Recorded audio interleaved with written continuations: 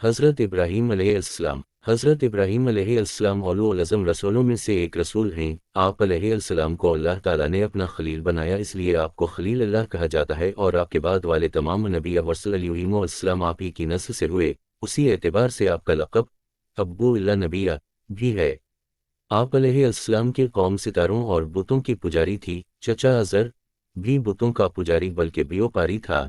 دوسری طرف بادشاہ وقت نمرود بھی خدائی کا دعویٰ کرتا اور لوگوں سے اپنی عبادت کرواتا تھا۔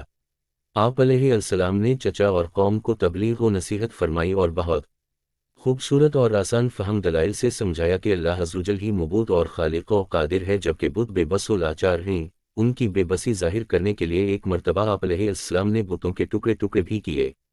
قرآن و حدیث اور دیگر کتابوں میں حضرت ابراہیم علیہ السلام کی سیرت پاک کا تفصیلی ذکر موجود ہے۔ آپ علیہ السلام کا مشہور نام ابراہیم ہے، جو ابراہیم سے بنا ہے، جس کے معنی ہیں مہربان باپ۔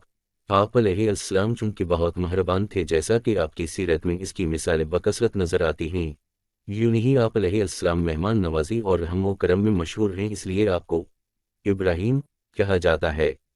عہد نامہ قدیم میں مختلف مقامات پر آپ علیہ السلام کا نام ابرام، ابراہم، ابرہم، برہم اور برہمہ مذکور ہے۔ یہ تمام الفاظ ابراہیم ہی کی مختلف صورتیں ہیں۔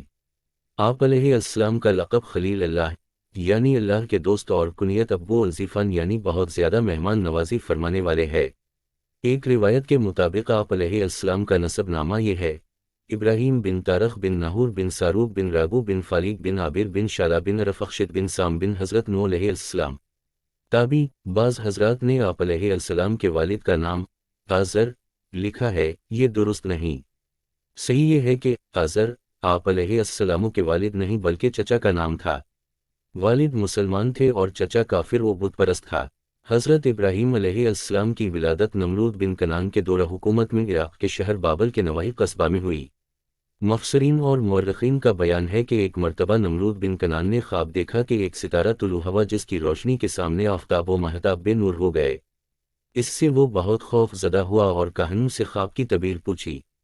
انہوں نے کہا، اس سال تیری سلطنت میں ایک فرزندی پیدا ہوگا جو تیری سلطنت کے زوال کا باعث بنے گا، اور تیرے دین والے اس کے ہاتھ سے ہلاک ہوں گے۔ یہ خبر سن کر وہ مزید پریشان ہوا اور حکم دے دی کہ جو بچہ پیدا ہو اسے قتل کر دیا جائے، نیز مرد عورتوں سے علیحدہ رہیں۔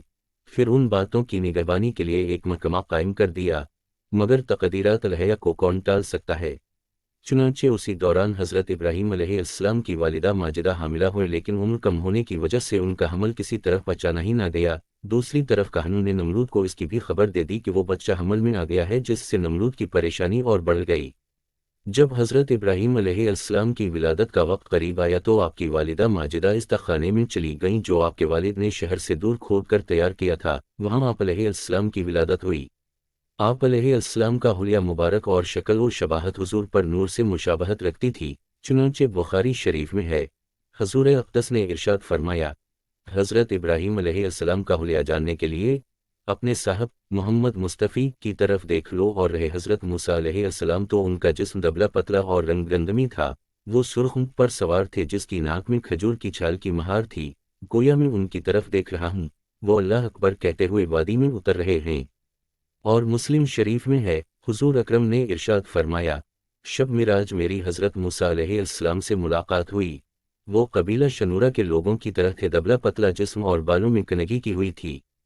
پھر فرمایا، میری حضرت عیسیٰ علیہ السلام سے ملاقات ہوئی، ان کا قد متوسط اور رنگ سرخ تھا، اور وہ ایسے تر و تازہ تھے گویا ابھی حمام سے نکلے ہوں، اور میں نے حضرت ابراہیم علیہ السلام کو دیکھا، اور میں ان کی اولاد میں سب سے زیادہ ان کے مشابہ ہوں۔ آپ علیہ السلام عبادت کی ادائیگی میں ممتاز مقام رکھتے تھے، چنانچہ آپ علیہ السلام بڑی رغبت کے ساتھ نماز ادا فرماتے اور اس پر غمگین ہوتے کہ دوسرے لوگ عبادت سے غافل ہیں۔ حضرت کعب رضی اللہ عنہ فرماتے ہیں، ایک بار حضرت ابراہیم علیہ السلام نے عرض کی، اے میرے رب، مجھے یہ بات غمزدہ کرتی ہے کہ میں زمین میں اپنے علاوہ کسی اور کو تیری عبادت کرتا نہ دیکھوں۔ اس پر اللہ تعالیٰ نے فرشتے بھیج دیے جو آپ کے ساتھ نماز پڑھتے اور آپ کے ہمراہ رہتے تھے۔ احادیث و روایات میں آپ علیہ السلام کے حج کے مختلف احوال بیان کیے گئے ہیں، چنانچہ حضرت محمد بن اسحاق رحمۃ اللہ علیہ فرماتے ہیں، حضرت ابراہیم علیہ السلام ہر سال براق، یہ آپ علیہ السلام کی سواری کے جانور کا نام تھا، پر سوار ہو کر بیت اللہ کے حج کے لیے تشریف لے جاتے تھے۔ بعض نے اسے آسمانی برابری قرار دیا ہے۔ حضرت مجاہد رحمہ اللہ علیہ فرماتے ہیں اداس چہرہ، ایک مرتبہ حضرت ابراہیم اور حضرت اسماعیل علیہما السلام نے پیدل حج فرمایا۔ حضرت یزید بن شیبان رضی اللہ عنہ فرماتے ہیں ہم عرفات میں اپنے مقام پر تھے اور وہ جگہ امام کی جگہ سے بہت دور تھی، تو ابن مربع انصاری رضی اللہ عنہ ہمارے پاس آئے اور کہا میں تمہاری طرف رسول کریم کا قاصد ہوں۔ وہ تم سے فرماتے ہیں کہ تم لوگ اپنی اپنی جگہ کھڑے رہو، تم اپنے والد حضرت ابراہیم علیہ السلام کی وراثت پر ہو۔